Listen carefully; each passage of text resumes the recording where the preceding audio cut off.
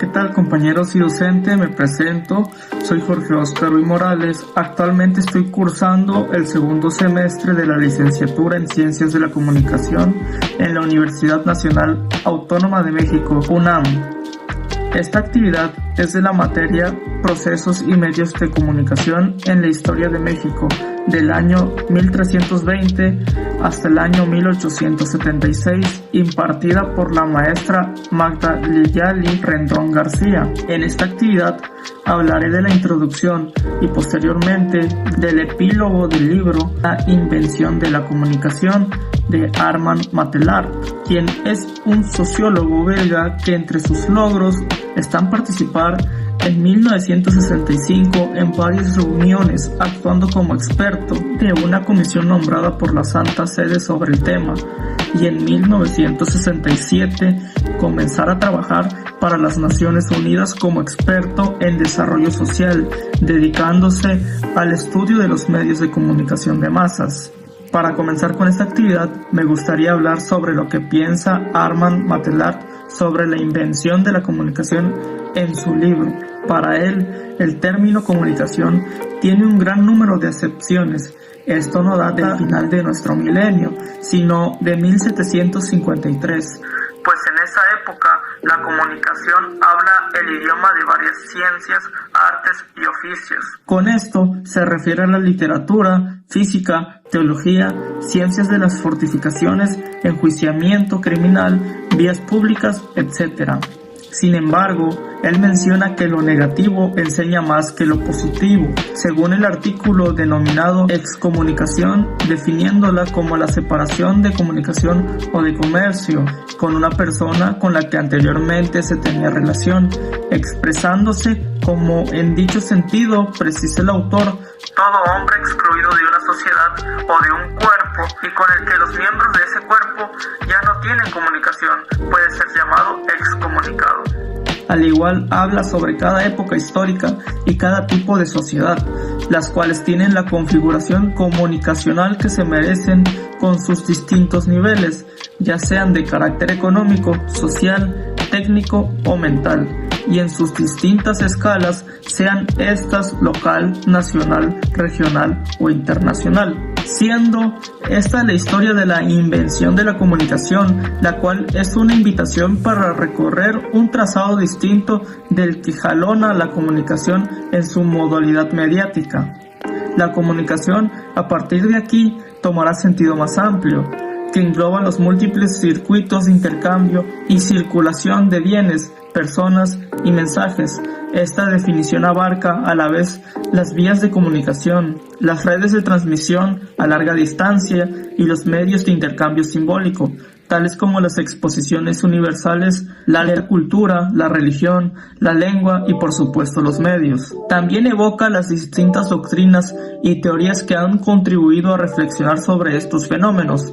Esta historia comienza en el siglo XVII, en un periodo en el que no existían los medios ni la libertad de prensa, y culmina en la tercera década del siglo XX, en un momento en el que apenas emergían términos como mass media, comunicación y cultura de masas.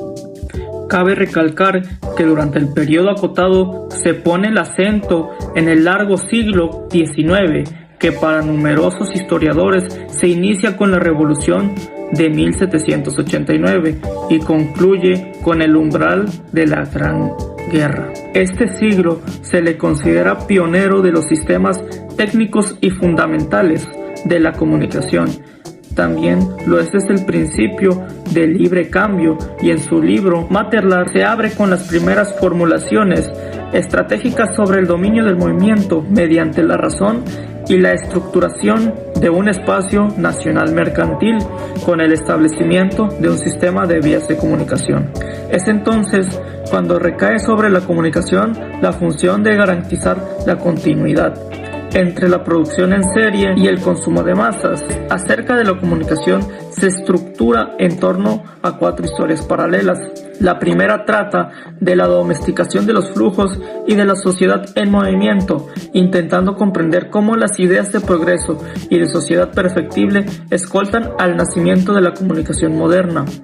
La segunda aborda el lugar que ocupa la comunicación en la concepción y en la fabricación del vínculo universal y analiza el creciente desfase entre las promesas y los hechos. La tercera historia se interesa más concretamente por el espacio, lo que equivale a confeccionar la genealogía de las visiones geopolíticas de la comunicación, levantando acta de los lugares y de las redes de comunicación y cultura que en el siglo XIX acompañan a la información de las hegemonías, la era de los imperios, y posteriormente explica la génesis de un pensamiento estratégico. Y por último llega la historia de normalización. En este cuarto punto también se le considera un desenlace de la medición, el recuento y registro desde las primeras manifestaciones de la razón estadística, rasgos recurrentes del largo proceso de construcción del modo de comunicación moderna. La crisis de la idea de progreso lineal es contemporánea de la crisis de igualdad social. La representación igualitarista de la aldea global que agrupa a los telespectadores del planeta dentro de una misma participación en los símbolos de la modernidad está permanentemente desfasado respecto a la realidad de los niveles de vida de la inmensa mayoría de la humanidad. La dinámica del modelo económico de mundialización que se establece entraña el riesgo de conducir hacia un mundo guetizado que se organiza en torno a algunas megaciudades, megaregiones, la mayoría de las veces en el norte, otras en el sur, llamadas a constituir los centros neurálgicos de los mercados y los flujos mundiales. Ya para concluir, la integración de todos los beneficios materiales de la modernidad de algunos resulta cada vez más problemática. Se pone en tela de juicio la idea misma de lucha contra las desigualdades que en escala del planeta, desde el finales del siglo XIX, no han dejado de incrementarse. Soy Jorge Uy. Un gusto haber pasado este tiempo con ustedes y nos estaremos viendo en otro próximo video.